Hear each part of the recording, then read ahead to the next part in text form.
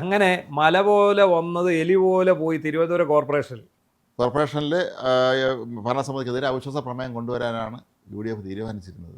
ഏതായാലും അത് പണി പാളി. ശബരിനാഥൻ്റെ ഒരു വലിയ ബുദ്ധിയായിരുന്നു.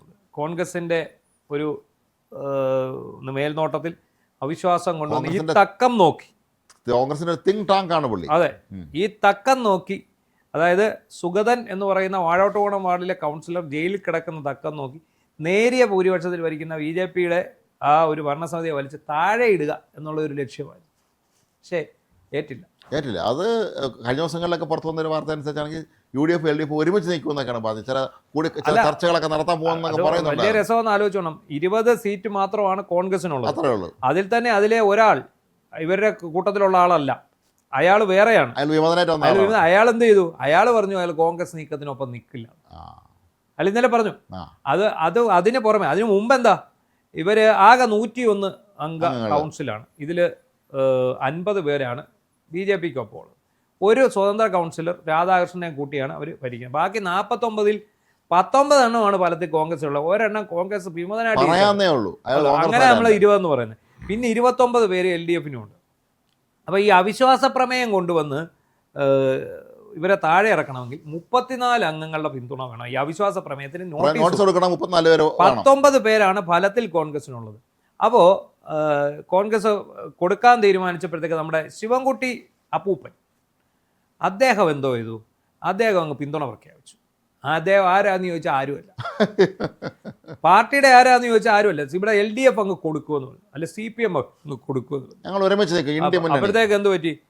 അവിടെ എന്തായി, UDFും LDFും കൂടെ ഒന്നിച്ച് BJP ഇറക്കാൻ പോകുന്നു, അന്തസ് പ്രമാദം എന്നൊക്കെ പറഞ്ഞ് നിൽക്കുകയാണ്. അപ്പോൾ ഇത് പറയേണ്ട ആൾ വേറെ ഉണ്ടായിരുന്നു.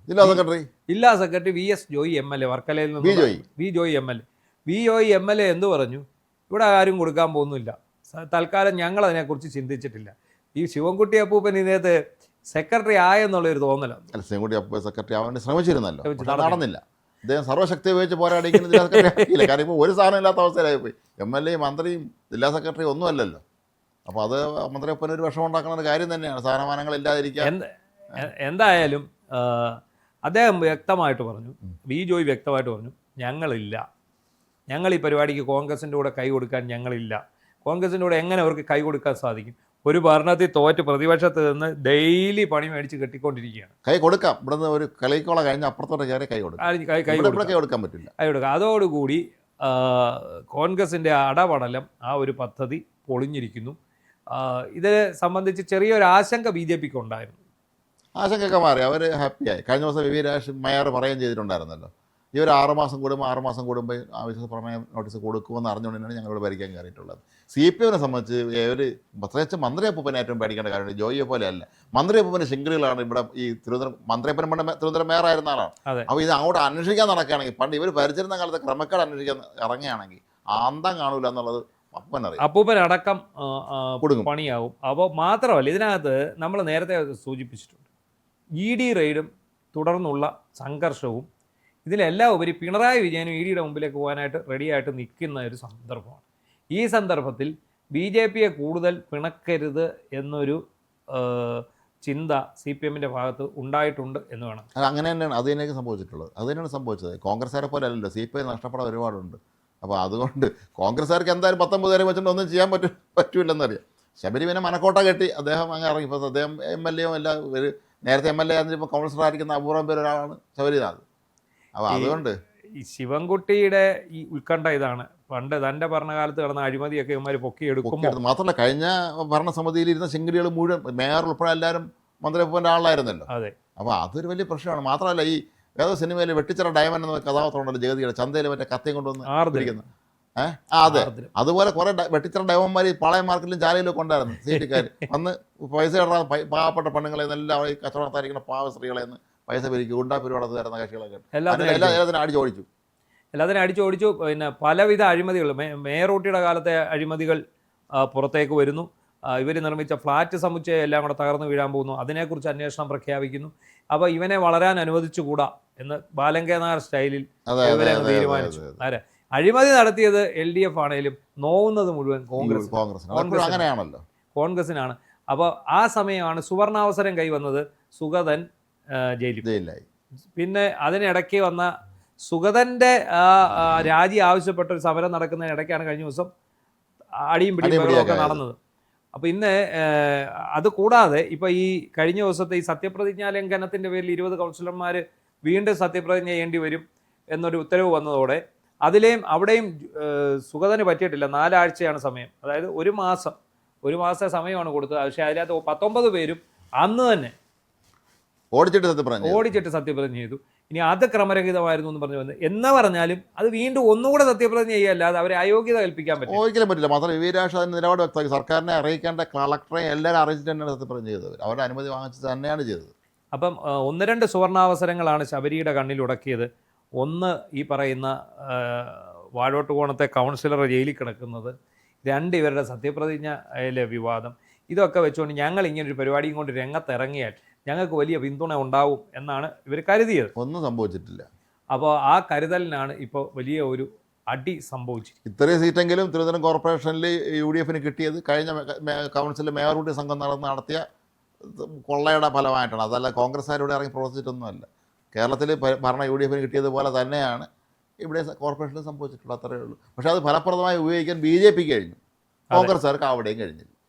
ഇപ്പോൾ കോൺഗ്രസ്സുകാർ ശരിക്കും BJP രംഗത്തിറങ്ങാൻ ശ്രമിക്കുന്നത് ഈ CPM-ൻ്റെ അഴിമതി മൂടി വയ്ക്കാൻ സഹായിക്കാൻ വേണ്ടിയല്ല. അത്രേ ഉള്ളൂ. കാരണം ഇപ്പം ഇയാള് ശിവൻകുട്ടി ഉടനെ ചാടി പുറപ്പെട്ടു. ശിവൻകുട്ടിക്ക് ഇപ്പോൾ പ്രത്യേകിച്ച് പണിയൊന്നുമില്ല.